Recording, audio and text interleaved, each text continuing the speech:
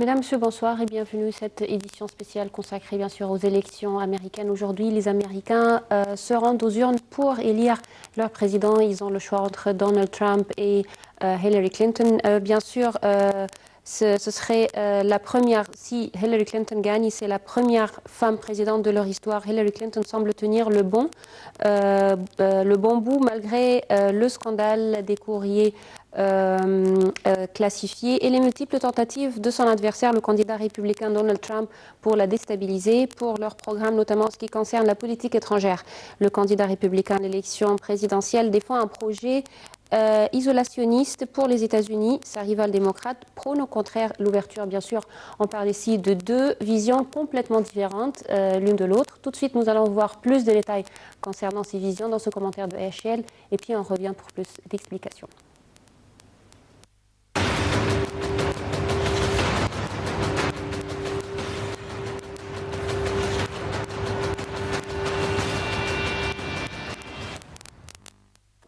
Donald Trump souhaite que les alliés des États-Unis au sein de l'OTAN payent plus pour assurer leur propre sécurité. Si ce n'était pas le cas, il menace de sortir de l'organisation. Par ailleurs, il estime que celle-ci doit se concentrer plus sur la lutte contre le terrorisme et les flottes migratoires et moins sur la force de dissuasion envers la Russie. Concernant Daesh, le candidat républicain a appelé à sa destruction sans donner plus de détails, évoquant la nécessité de préserver un effet de surprise. En série, Trump est favorable à laisser à la Russie plus de latitude d'action, considérant que Moscou est mieux placé que les États-Unis pour intervenir dans ce pays. Sur les relations avec l'Iran, le républicain dénonçait l'accord sur le nucléaire conclu par Barack Obama à l'été 2015, estimant que les États-Unis n'ont pas obtenu suffisamment de concessions et souhaitent le renégocier. Sur le ton, Hillary Clinton prend l'exact contre-pied de Trump, considérant que l'organisation est au contraire un bouclier essentiel qu'il convient de renforcer pour faire face aux velléités d'expansion de la Russie. Dans la lutte contre Daesh, elle appelle à un renforcement des raids aériens américains en Irak et en Syrie et souhaite instaurer une zone d'exclusion aérienne en Syrie. Clinton souhaite l'accord nucléaire avec l'Iran, mais reste très critique sur l'attitude de Téhéran, appelant à de nouvelles sanctions. Elle veut également accroître la pression sur la Corée du Nord pour que le pays abandonne l'arme nucléaire. Pour lutter contre le terrorisme, Trump propose d'autoriser la torture. Il a appelé également à tuer les familles des terroristes pour dissuader les candidats au djihad.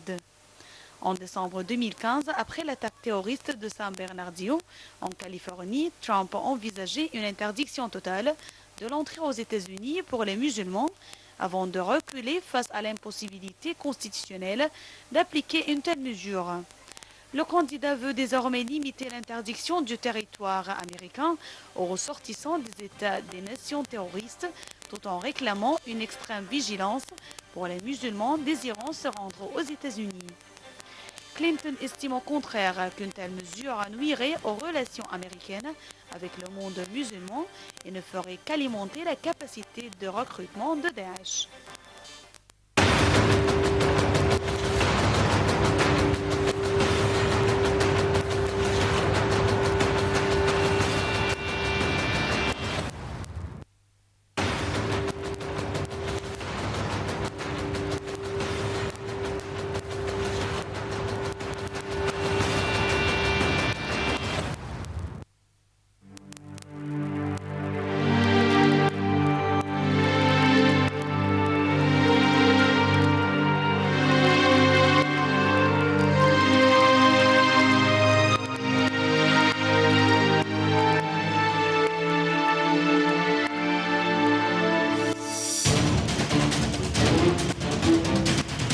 I humbly and gratefully accept your nomination for the presidency of the United States. And so, my friends, it is with humility, determination, and boundless confidence in America's promise that I accept your nomination for President of the United States. Will Democrats Hillary Clinton or Republicans Trump be the next U.S. President.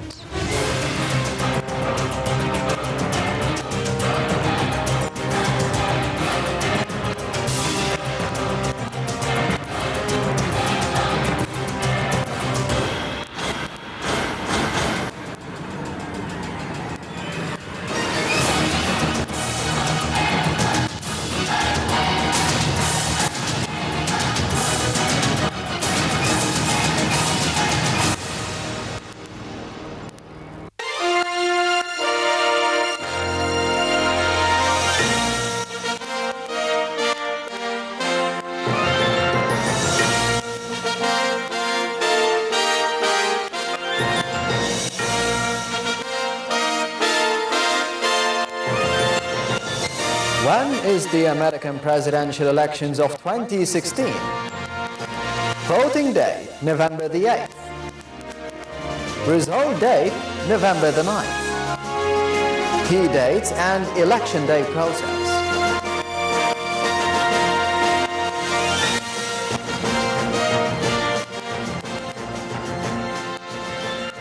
Bonjour monsieur, ce soir nous avons le plaisir d'avoir avec nous Dr Saïd Zulfokar, bienvenue avec nous, bonsoir. Et également Dr Hicham Youssef, bonsoir. Bonsoir.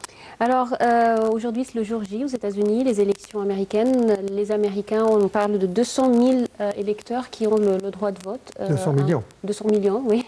Un grand nombre en fait. Et depuis ce matin, on voit les Américains qui se rendent aux urnes. Alors déjà on parle de la plupart des sondages qui donnent l'avantage à Mme Clinton. Alors, est-ce que vous êtes d'accord? Est-ce que vous pensez qu'on se dirige vers la victoire de Mme Clinton?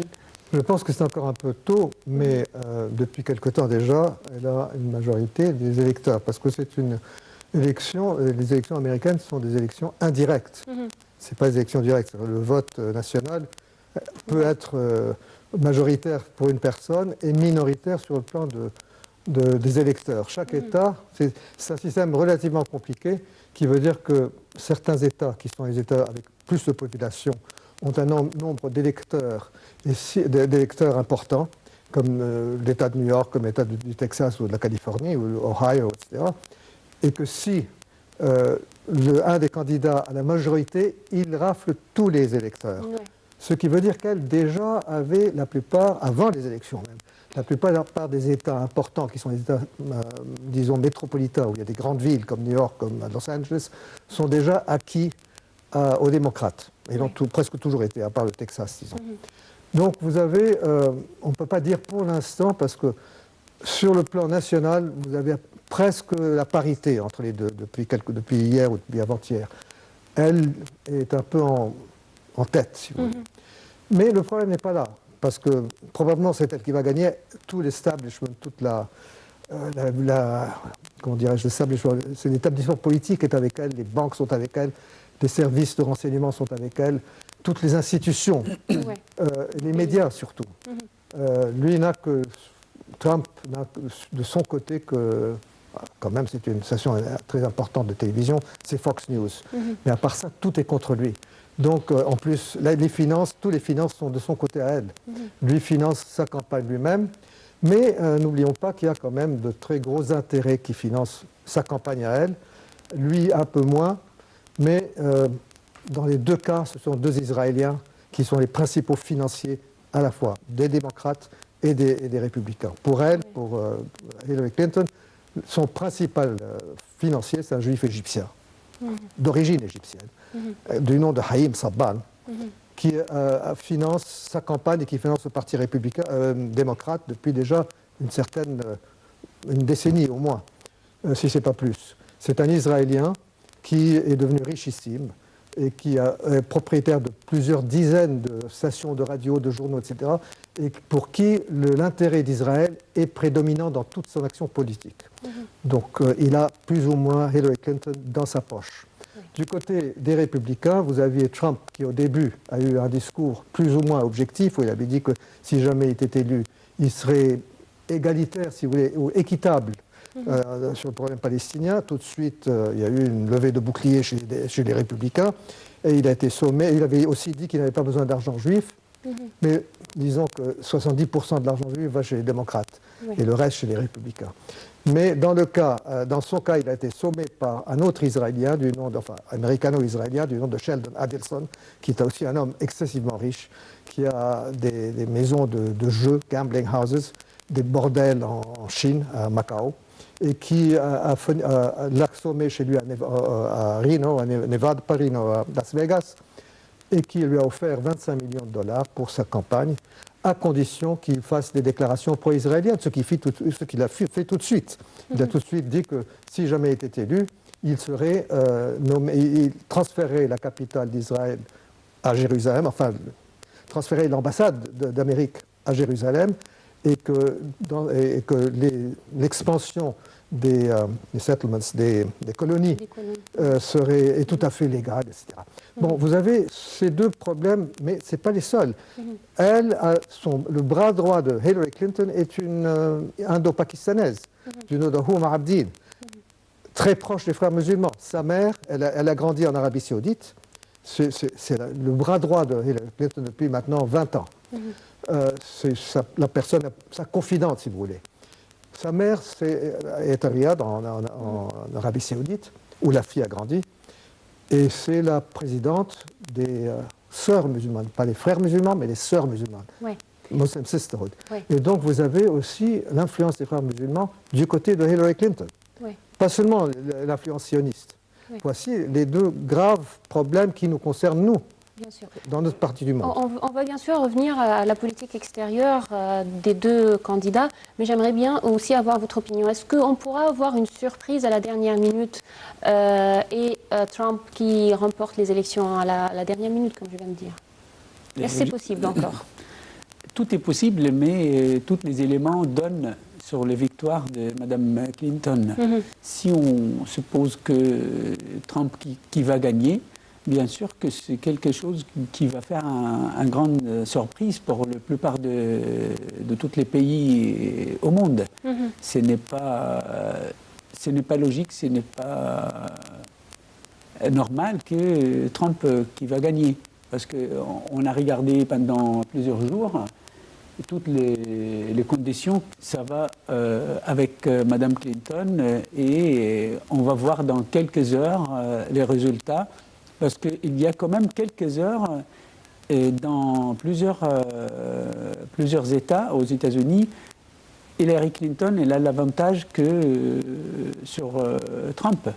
C'est une surprise, mais on dit tout est possible. C'est pas possible. Ouais.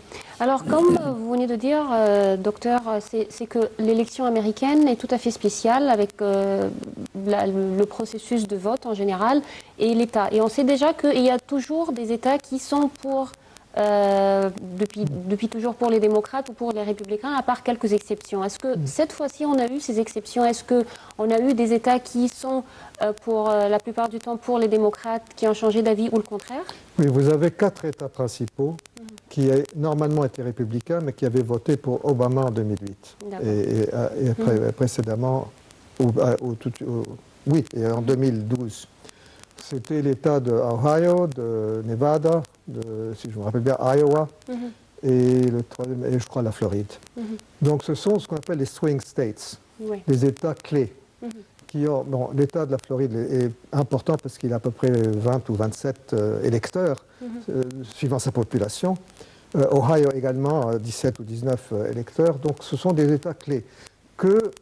Mais Trump doit gagner ces 4 États pour pouvoir arriver à parité, si vous voulez. Elle est déjà en avance parce qu'elle a les États de New York, l'État de Californie, qui sont des États avec beaucoup d'électeurs. Ce qui fait que... Oui, les grands électeurs.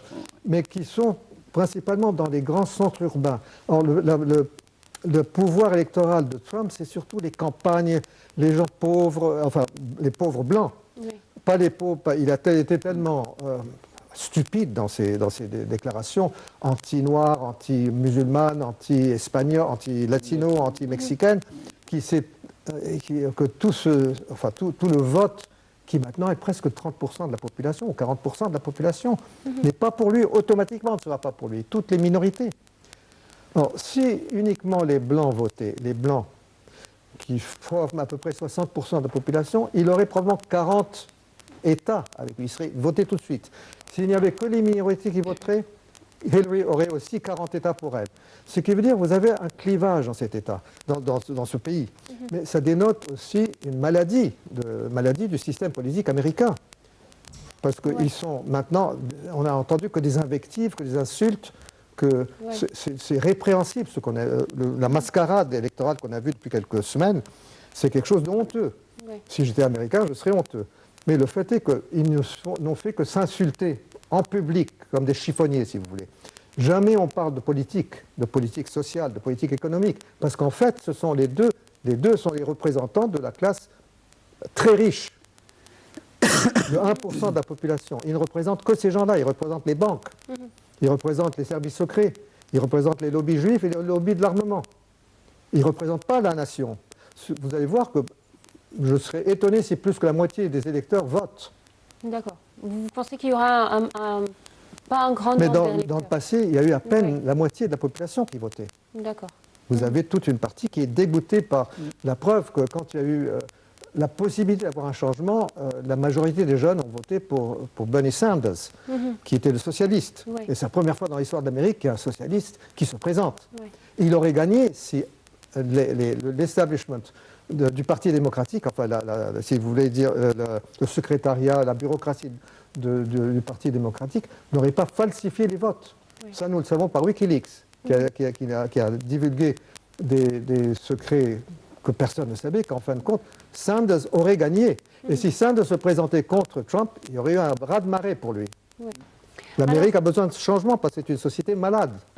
Docteur Hicham, est-ce que vous pensez qu'avec tout ce qui s'est passé au cours de ce processus, surtout ce qu'on a vu et qu'on a eu deux candidats pour la première fois qui ne sont pas très préférés par la plupart des Américains, cela va influencer le futur des deux grands partis des États-Unis, le Parti démocrate et le Parti républicain? À mon avis, les deux partis, soit les démocrates, soit les républicains, après cette élection, vont avoir un grand changement parce que le niveau des élections, cette fois, c'était quand même un niveau, comment dirais-je, c'est un niveau médiocre. Très. Les deux candidates, ils sont l'un de l'autre, ils ont commencé à insulter, chercher qu'est-ce qu'il y a derrière l'autre. Le niveau, d'après toute l'avis de tous les experts, soit tous les journalistes et tous les analystes, ils ont trouvé que c'est pour la première fois qu'on est arrivé de ce niveau. Parce que normalement, les États-Unis, quand même, c'est un pays considéré comme un exemple pour la démocratie. Mais la démocratie, oui, mais l'insulte et toutes les accusations qu'ils ont trouvées, c'est pas du tout acceptable. Et je crois qu'après cette élection-là, les deux partis doivent trouver un nouveau mécanisme ou une nouvelle façon de traiter ou faire les élections après. Ouais. Alors, docteur Zulfikar, est-ce que vous pensez qu'on aura un changement dans les partis ou peut-être on aura une percée d'un troisième parti qui commence à avoir ou gagner du terrain après tout ce qui s'est passé au cours des derniers mois? Écoutez, pour sauver les États-Unis, il faudra un troisième parti, pour sauver le pays. Parce que ce sont deux partis qui n'ont pas vraiment de différence idéologique entre les uns et les autres. Ce sont tous les représentants des entreprises, des très grosses entreprises. Ils ne représentent pas le peuple. C'est une démocratie tout à fait sur le plan formel.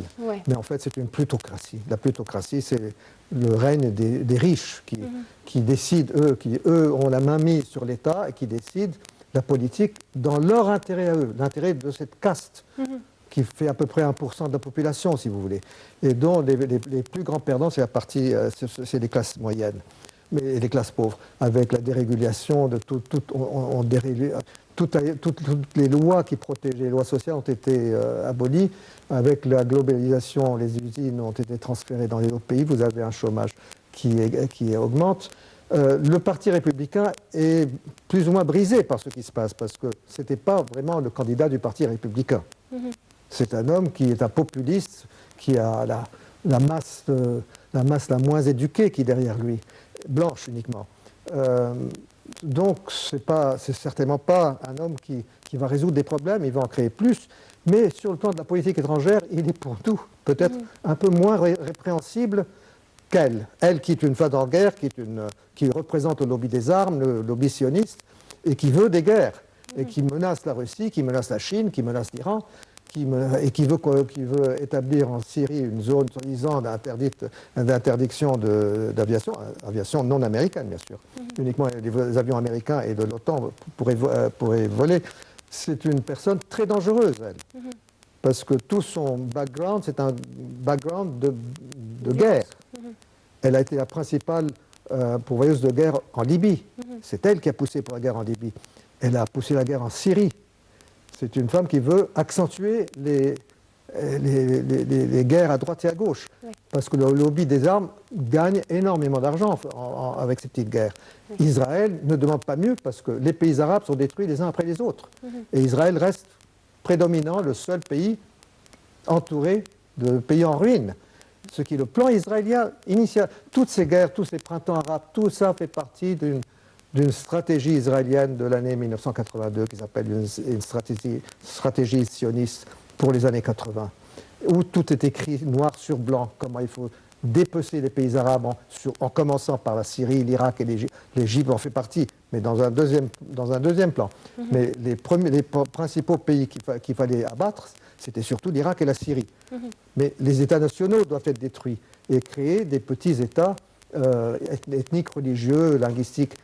Ce plan a été repris par les Américains. Ça s'appelle le Project for a New American Century, qui a repris ce plan et qui l'a élaboré, c'est tout. Donc la politique israélienne de destruction du monde arabe, peut-être musulman, mais enfin arabe principalement, est devenue la politique américaine. Et elle en fait partie, elle est protagoniste de ce plan. Alors en fait, puisque vous parlez de Hillary Clinton, en fait, on va tout de suite voir un portrait de cette candidate. Il s'agit d'une femme politique d'expérience qui a dû batailler ferme tout au long de sa carrière et qui a souvent été la cible d'attaques virulentes, des épreuves dont elle s'est à chaque fois relevée après plus de 3 décennies de vie politique, de vie publique. Le paradoxe de Clinton est d'avoir réussi à se hisser au seuil d'une victoire historique, la première femme à présider les États-Unis, tout en étant l'une des personnalités politiques les plus impopulaires de l'histoire récente. Ce décalage ne date pas d'hier. Qui est Hillary Clinton? Tout de suite, nous allons voir plus de détails dans ce commentaire.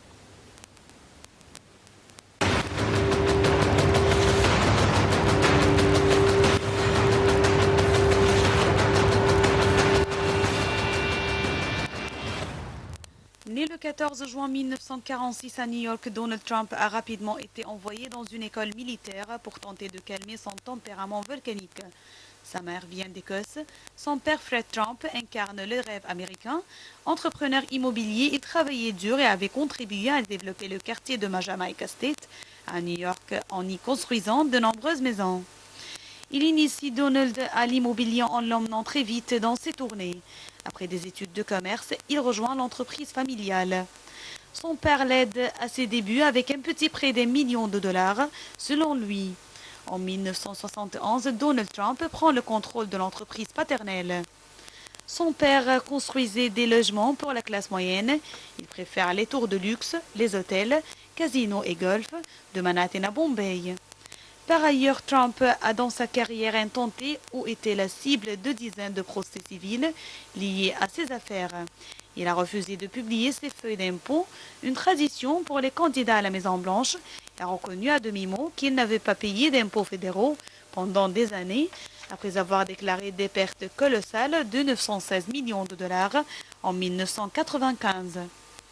Il a un programme phénoménal pour ses 100 premiers jours pour impulser le changement. Il a des solutions simples à tous les problèmes complexes, veut construire un mur à la frontière mexicaine, payé par le Mexique, pour empêcher l'immigration clandestine.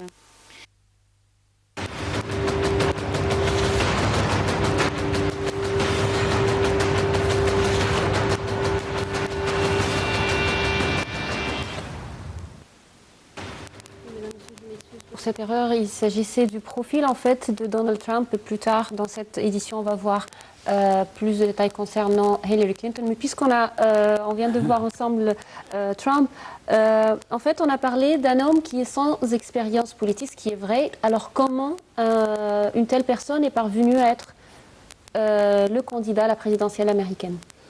Parce que c'est un populiste. Vous savez, il représente tout ce qu'il y a de moins éduqué en Amérique, les classes moyennes du centre du pays, enfin de ce qu'on appelle le Bible Belt.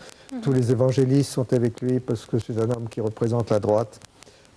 Mais les pauvres aussi, tous les ouvriers qui ont perdu leur travail par la délocalisation de leurs usines, qui sont partis ailleurs en Europe de l'Est ou en Chine, et qui se trouvent sans travail. Donc il est un démagogue, si vous voulez, c'est un démagogue qui touche les secteurs de la population la moins éduquée, mais comme il a aussi des invectives racistes et xénophobes, c'est ce qu'on appelle le poor white trash en anglais, c'est la merde blanche, si vous voulez. C'est ça, et qui sont assez nombreux, qui sont quand même des millions maintenant par le fait qu'avec le capitalisme sauvage et la dérégulation de toutes les lois, vous avez de plus en plus de gens qui ont perdu le pouvoir d'achat qu'ils avaient. Et vous avez une toute petite minorité qui est devenue richissime, que lui représente quand même, mais n'empêche qu'il leur dit qu'il a pu percer, il a commencé de rien, ce qui n'est pas vrai, il a hérité son père, mais il a été quand même, il a perdu, il a été fauché, il a été en banqueroute 4 fois, il s'est relevé chaque fois. Donc peut-être c'est un genre de modèle pour ceux qui aspirent à devenir riches un beau jour. Mais c'est un homme malhonnête, si vous voulez. Tous ces gens qui font fortune sont des gens... Il n'a jamais payé d'impôts, par exemple, alors qu'il est milliardaire, multimilliardaire, il n'a jamais payé d'impôts. Elle est également malhonnête. Elle, c'est une femme qui a commencé sa vie politique dans l'extrême droite. Elle était pour Barry Goldwater, qui était le sénateur de l'Arizona, mais qui était un candidat aux élections il y a très longtemps, dans les années 70, extrême droite, pro-israélienne, etc. Puis elle a été avocate. Elle qui prétend défendre le droit des femmes, elle a été l'avocate d'un violeur d'une petite fille de 12 ans ou de 13 ans, et c'était son avocate, elle a tout fait pour le sortir de... Donc c'est une personne qui bouffe à tous les râteliers, mais qui est surtout bouffée par son ambition d'arriver à la présidence. C'est une femme très ambitieuse. Elle a autour d'elle, alors tous les néocons, tous les sionistes, surtout Omar Abdin, qui est une femme dangereuse. Elle a comme chef de campagne électorale John Podesta, qui est un lobbyiste de l'Arabie Saoudite, de tous les partis, enfin du Parti démocrate principalement, des hommes puissants, mais qui ont beaucoup d'influence auprès des grandes entreprises, des banques, des industries de l'armement. Donc elle s'est bien entourée, si vous voulez. Ce qui n'est pas le cas de Trump. En fait, est-ce que aussi on peut dire que l'arrivée de Trump, ce milliardaire, à la candidature à la Maison-Blanche, montre aussi l'importance que joue l'argent dans les élections américaines en général? Parce que certainement, il a... Bien sûr, c'est le principe. C'est le principe, mais la seule différence, Trump, c'est lui qui finance sa campagne. Et Hillary Clinton, elle a aidé par beaucoup plus que Trump. Parce que Trump, oui, bien sûr qu'il y a des gens qui l'aident, mais lui, il compte sur lui-même en principe. C'est lui le principal financement ou le principal source. C'est à lui. C'est la seule différence entre lui et Hillary Clinton. Mais l'argent joue toujours le rôle principal dans le politique. Comme dit le docteur Zulfakar, pour Hillary Clinton, pourquoi elle est soutenue par des hommes d'affaires, le marchand des armes et compagnie. Et tout ça, c'est l'argent qui joue le rôle majeur dans ce jeu-là des élections. C'est l'argent toujours. Hein. Il y a la fondation, si je peux rajouter, il y a une fondation qui s'appelle la fondation Bill Clinton, qui a été créée, où ces grosses entreprises, où les États comme l'Arabie Saoudite, comme le Qatar, mettent des millions de dollars dedans, soi-disant pour une entreprise charitable. C'est pas du tout charitable. D'après le FBI, il n'y a que 10% des fonds de centaines de millions de dollars qu'elle a là-dedans, qui sont des donations par les entreprises, principalement de l'armement, les entreprises juives, mais aussi des États comme l'Arabie Saoudite, le Qatar, le Maroc, qui ont donné des millions de dollars En contrepartie, bien sûr, elle va faire ce qu'il lui demande de faire. Ouais. Donc c'est une corruption dans un état monumental. Ouais. Mais je crois que tout le monde se demande comment son parti l'avait choisi, M. Trump. C'est-à-dire, bien sûr, il y avait Mais son parti ne l'a pas choisi. Non, non, son parti ne l'a pas choisi. Ouais. Lui a été choisi par le vote électoral des populations. Ouais. Il y a eu les primaires. Il y avait personne qui était... C'est les partisans Voilà. de partis qui sont... Ouais, Le parti a dû subir, et beaucoup d'ailleurs vont voter pour Clinton. C'est ce que je veux dire. Est-ce qu'il n'y avait pas d'autres figures qui pourraient faire l'équilibre avec lui? Elles étaient médiocres. Écoutez, vous avez Rubio et Cruz, c'est des gens médiocres. Mais c'est pas ça, c'est des gens aussi entièrement dans le lobby israélien, israélo-sioniste, que ce soit Cruz ou Rubio. Alors, tout au long du processus, les déclarations de M. Trump avaient causé vraiment beaucoup de problèmes. Comme M. Zulfikar vient de dire, il avait fait des problèmes, créé des problèmes avec presque toutes les minorités, avec tout le monde. Alors, comment vous voyez son discours tout au long du processus électoral? Moi, je crois que Trump il a utilisé une arme, mais ça tournait contre lui à la fin. Il a dit que si je déclare, par exemple, je suis contre la présence de toutes les autres races, je vais gagner toutes les voix de blancs qui vivent aux États-Unis. Mais c'était le contraire, hein, parce qu'il a déclaré ça contre des races qui existent déjà aux États-Unis il y a très très longtemps. Et spécialement le latiniste, l'hispanique, les Noirs. C'est un grand, quand même, parti dans le peuple américain. Elle a déclaré ça, elle a croyé que le pourcentage de blancs, ça va passer le reste des autres couleurs. Et c'est une déclaration quand même très très dangereuse vers lui et vers les États-Unis. Après, si quelqu'un comme Trump a gagné avec cette idée ou avec ce principe, je crois que c'est le dommage, ça ne sera pas pour lui seulement ou pour le parti républicain, ça sera pour tous les Américains. Oui. Alors, même question presque, Dr Zulfikar, les propos de M.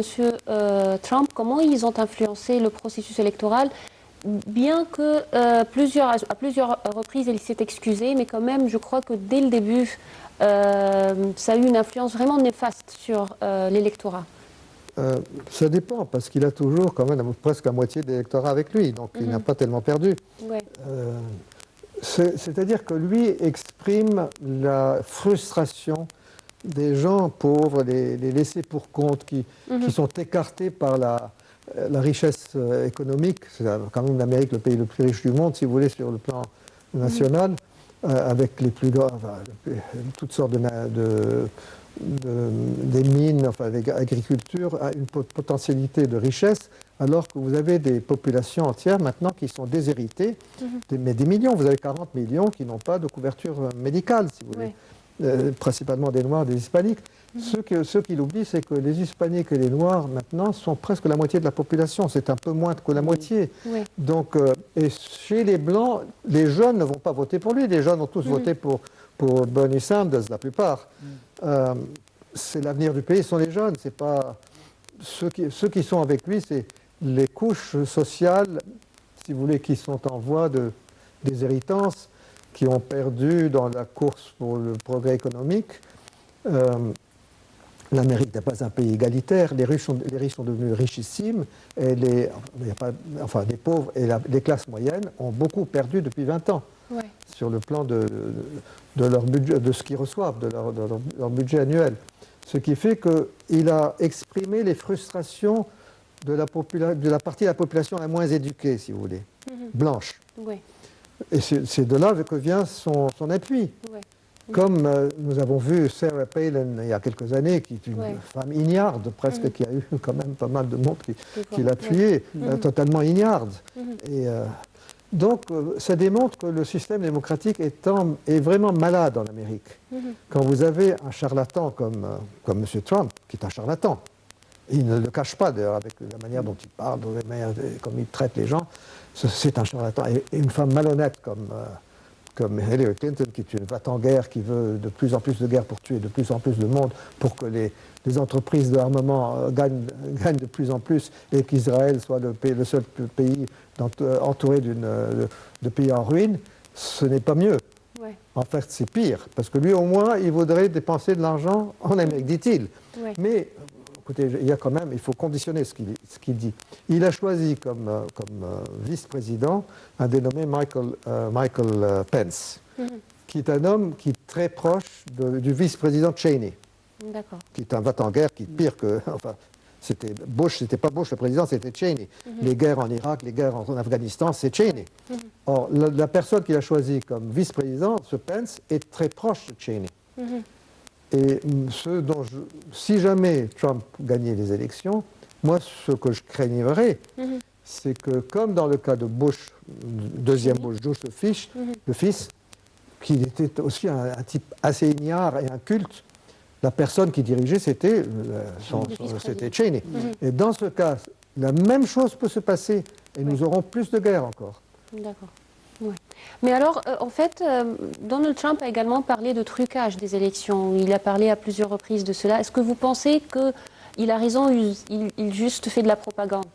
Non, juste faire les propagandes, parce que le système aux États-Unis, il n'acceptait pas de jouer avec cette... quand même, quand quelqu'un, comme un candidat qui parle avec les gens pour dire les élections, il est truqué, c'est quand même, ce n'est pas acceptable, et c'est pas du tout... Mais lui, elle a laissé rien du tout pour attaquer...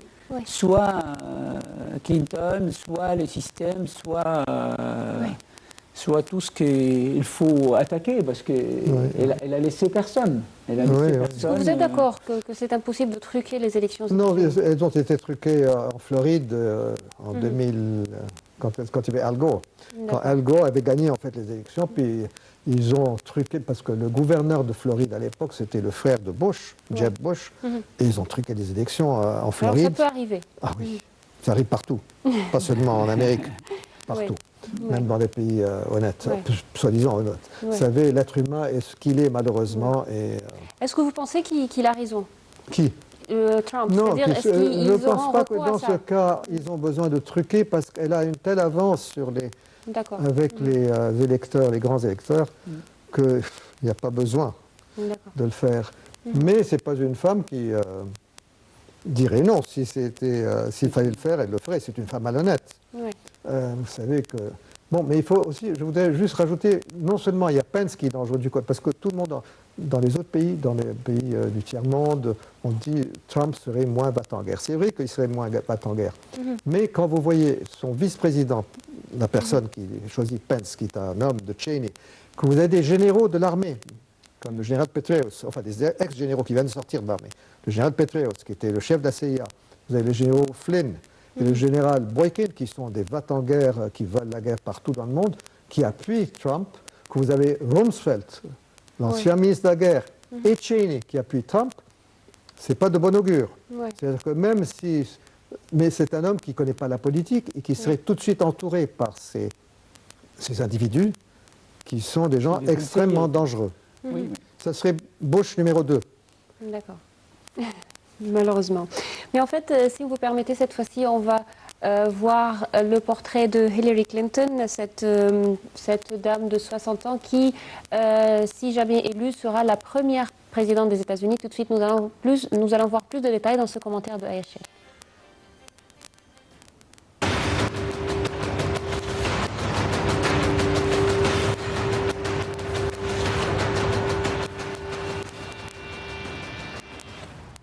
Née le 26 octobre 1947 à Chicago, Hillary Clinton a grandi dans la banlieue de la classe moyenne blanche de Park Ridge, l'aînée de 3 enfants. Son père, ancien formateur de l'US Navy pendant la guerre, est un petit patron républicain d'une entreprise de rideaux. Sa mère s'occupe des activités des enfants, notamment à l'église méthodiste du quartier. Bonne élève, Hillary poursuit ses études à la prestigieuse université pour jeunes femmes près de Boston. Elle s'ouvre au monde, découvre la lutte pour les droits civiques, la guerre du Vietnam et se convertit aux idées démocrates. Son premier vrai job est au Fonds de défense des enfants à la sortie de l'une des meilleures écoles de droit des États-Unis où elle a rencontré Bill Clinton. Chelsea, leur fille unique, née en 1980, après une longue hésitation et un détour par la commission d'enquête sur le scandale du Watergate, Hillary choisit de suivre son homme au fin fond de l'Arkansas. Elle y devient la brillante partenaire politique de Bill jusqu'à leur accession à la Maison-Blanche en 1993, mais chargée de la réforme du système de santé américain, elle échoue et se referme. La suite de sa carrière est une succession de hauts et de bas dans sa relation avec le grand public. Quand les Américains compatissaient avec elle au pire de l'humiliation de l'affaire Monica en 1998. L'affaire de sa messagerie personnelle préférée à un compte gouvernemental afin de protéger ses communications, encore la vie privée, gâche son retour en politique en 2015.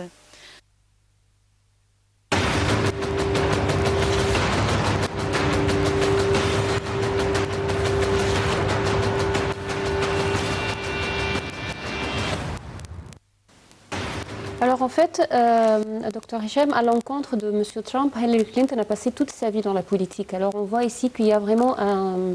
C'est un candidat qui est tout à fait... c'est-à-dire au contraire de M. Trump. Alors comment vous voyez la candidate démocrate? Tout d'abord, il ne faut pas tomber dans le piège de Mme Clinton, elle a l'expérience et M. Trump, elle n'a pas l'expérience. Parce que ce n'est pas le président qui dirige tout seul. Ils sont entourés par des conseillers qui dirigent avec eux normalement. Je vois avec mon expérience personnelle il y a très très longtemps qu'il n'y a pas grande différence entre les démocrates et les républicains. On a toujours presque le même niveau de relations. Je parle de l'Égypte, pas au niveau international, mais pour l'Égypte, par exemple, avec le changement de soit les démocrates, soit les républicains, je ne vois pas grande différence entre les deux. C'est presque pareil. Avec le changement de nom, le changement de décision, de niveau de relation, mais on tourne toujours dans le même, comment dirais-je, dans le même niveau de relation. On n'a jamais vu que la relation est tombée à 0 et a monté à 100, par exemple. Non, c'est le contraire. C'est toujours presque la même pourcentage. On peut dire même c'est l'harmonie de relations entre l'Égypte et les États-Unis, c'est presque pareil. Même le parti est changé. Mais il y a quelques jours, dans la même émission, j'ai dit je préfère Mme Clinton que Trump. Je compte sur l'expérience et Mme Clinton sera plus raisonnable que Trump, d'après sa déclaration à propos de plusieurs sujets. C'est mon point de vue personnel sur les deux candidats. Alors, docteur Zulfikar, on a toujours prôné cette analyse que, quel que soit le président des États-Unis, c'est toujours la politique américaine ne change pas. Est-ce que vous pensez que cela peut s'appliquer sur ces élections avec Donald Trump et Hillary Clinton? Dans le cas de si elle gagne, la politique risque d'être pire. D'accord. Enfin, ça serait la continuation de la politique d'Obama qui était également pire que Bush. Il y a beaucoup plus de gens qui ont été tués sous Obama que sous Bush, en Afghanistan, en Irak et ailleurs.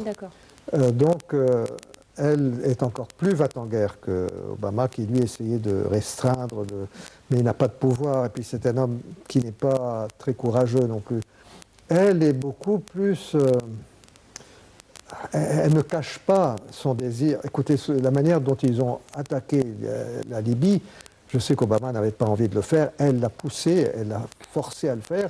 Et puis la manière dont, quand Kadhafi a été tué d'une manière horrible, la manière dont elle a ricané en disant « We came, we saw, and he died », et puis elle rigole comme une sotte, c'est horrible. C'est une femme qui n'a aucun sentiment, si vous voulez. Même si on n'aime pas la personne, on ne rigole pas de la mort devant tout le monde sur un écran de télévision. C'est une femme dangereuse qui a menacé d'oblitérer l'Iran si jamais l'Iran touchait à Israël. We shall obliterate Iran, elle a dit. C'est une personne qui veut s'attaquer à la Russie. Vous savez, ce qui s'est passé en Ukraine, c'est un coup d'État fabriqué par les services secrets américains. Tout ça, c'est pour entourer la Russie de missiles. Et tout ça, c'est fait sous elle et la continuation sous Bush. C'est-à-dire que c'est une personne qui va empirer et accroître. Et pour nous, ça ne sera pas un cadeau parce que Huma Abedin a une très grande influence sur elle. Ça, c'est les frères musulmans. Il ne faut pas oublier ça, mais personne n'en parle. Alors, autre chose, sa fondation, dans les documents qui ont été divulgués récemment par Wikileaks, c'est un document, une lettre qu'elle écrit ou un rapport qu'elle envoie à son homme de son bras droit, John Podesta, où lui a dit qu'elle a des preuves maintenant, les services secrets lui ont prouvé que l'Arabie Saoudite et le Qatar sont les principaux financiers de Daesh et de Jabhat al-Nusra, qui est la Qaïda.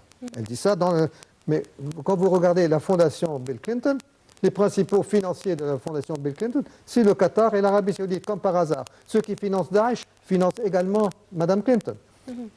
Donc il ne faut pas voir le fait qu'en ce moment, les Américains refusent de séparer, soi-disant, les modérés, de Jabhat al-Nusra. Jabhat al-Nusra, c'est la Qaïda en Syrie. Ils refusent, mais la Qaïda, ce sont leurs hommes. Daesh, quand ils prennent leurs ordres des Américains, sont leurs hommes également. C'est eux qui les financent à travers l'Arabie Saoudite et leurs acolytes dans cette histoire. Elle finance à la fois la fondation de Bill Clinton et Daesh et Jabhat al-Nusra. Docteur Hicham, est-ce que vous voyez aussi qu'il y aura un changement, un grand changement de la politique américaine, vers la politique étrangère, bien sûr, non pas vers le monde entier, vers le monde arabe surtout, quel que soit le président qui va gagner aujourd'hui, Clinton ou Trump?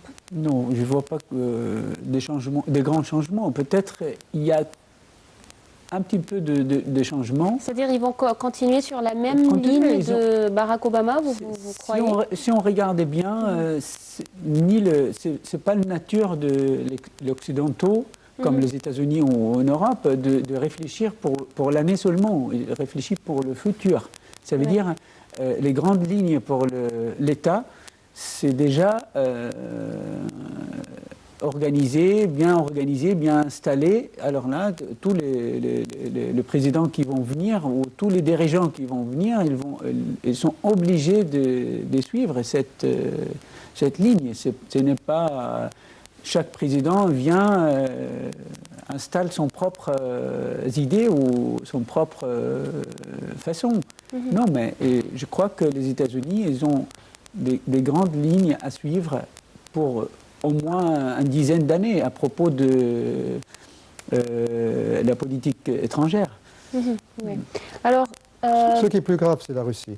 C'est que Trump a dit, si jamais il était élu, il voudrait discuter avec la Russie et résoudre les problèmes verbalement en rencontrant Vladimir Poutine. Ouais. Elle le considère Poutine comme étant Hitler. D'accord. Et elle le menace de manière ouverte maintenant. En prétendant que les Wikileaks, enfin ce qui a été divulgué, tous ces milliers de lettres qu'elle a envoyées à travers Huma Abedin et le mari de Huma Abedin, qui est un type qui est maintenant sous occupation du FBI, la police intérieure, pour pornographie, etc. Mais parce qu'on a découvert que ces milliers de documents classifiés n'étaient pas seulement chez Huma, mais chez l'ex-mari de Huma, qui est un homme en train d'être interrogé par la police pour des questions sexuelles. D'accord. Le fait que la Russie est dans la ligne de mire, ils veulent absolument amoindrir et séparer la Russie de la Chine, pour mieux contenir la Chine. C'est ça son point de vue. Je pense que dans le cas de Trump, lui a fait une déclaration, je ne sais pas s'il le ferait jamais, s'il était vraiment élu, c'est de discuter avec Poutine et résoudre les problèmes. Oui, mais est-ce qu'il est capable de discuter? Lui, non, bien sûr que non, pas lui. Mais tout dépendant, c'est pas non plus pas son vice-président, qui est un homme va-t-en-guerre aussi. Alors, sur le plan intérieur aux États-Unis, est-ce qu'il y aura aussi un grand changement si c'est Clinton ou Trump? Sur quel plan? Sur le plan intérieur aux États-Unis. Je pense que oui, avec les étrangers, certainement. Il y aura des troubles partout. Je crois qu'il va y avoir des troubles de toute manière. qui gagne. Ça aussi, c'est un Il y aura des élément troubles. très important de voter pour Clinton à propos des Américains. Oui, il y aura des troubles. Parce qu'il y a des gens quand même qui pensent qu'il y a des troubles s'ils ont choisi Trump. Oui, mais Ils moi, s'en foutent complètement de démocrates, des républicains, mais qu'il pour eux, le plus important, d'avoir la paix après ce processus des élections-là. Ça aussi, ça joue un rôle très important. Oui. Alors vous voyez que, quel que soit le président qui sera élu demain, on aura un changement aux États-Unis sur le plan intérieur et également sur le plan Non, pas nécessairement intérieur. Si Clinton gagne, je ne pense pas qu'intérieurement il y aura de grands changements.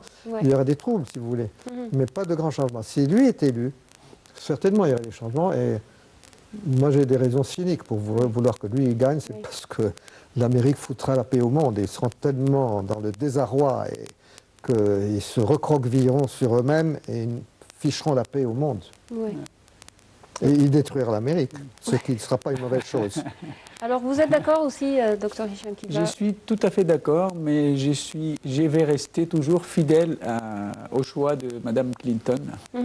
Est-ce que vous voyez qu'avec Mme Clinton, c'est mieux pour le monde arabe et pour l'Égypte? Moi, ça c'est mon point de vue personnel, avec le proverbe arabe ou le proverbe égyptien, Adoun aqil khayrun min sadiqun magnoun. Un ennemi raisonnable mieux qu'un ami fou.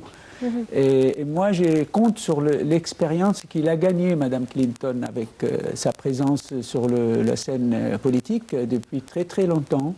Elle a vécu énormément d'expérience et je crois qu'elle, j'espère, je ne crois pas, mais j'espère que s'il a gagné avec son équipe, je crois que et j'espère qu'ils vont trouver quand même un nouveau regard sur tous les pays au monde. Oui. Si elle gagne, Israël sera très très content. Si Mme Clinton gagne? Bien sûr. Alors pour moi, c'est une raison pour ne pas vouloir sa victoire. Oui. Mais ils ne sont pas tout à fait d'accord avec Trump, les Israéliens. Mais je dis si elle gagne. Oui, je sais, mais je vous pose la question. Mais lui, parce que on ne sait pas ce qu'il veut. C'est un homme qui... Je ne sais pas, c'est un cariâtre. Je crois qu'il va être un outil. Oui. J'ai peur, oui, bien sûr. Oui. Des gens aussi néfastes que lui. Mais l'Amérique sera vraiment dans un désarroi s'il gagnait. Oui. De toute façon, il nous reste juste quelques heures pour savoir qui va gagner ces élections. Je vous remercie infiniment, Dr Saïd El-Foukar, merci beaucoup. Et Dr Hicham Youssef, je vous remercie infiniment. Merci beaucoup. Merci, Madame, Monsieur. C'était tout pour cette édition spéciale consacrée aux élections américaines. Rendez-vous demain et une nouvelle édition. Bonne soirée à tous.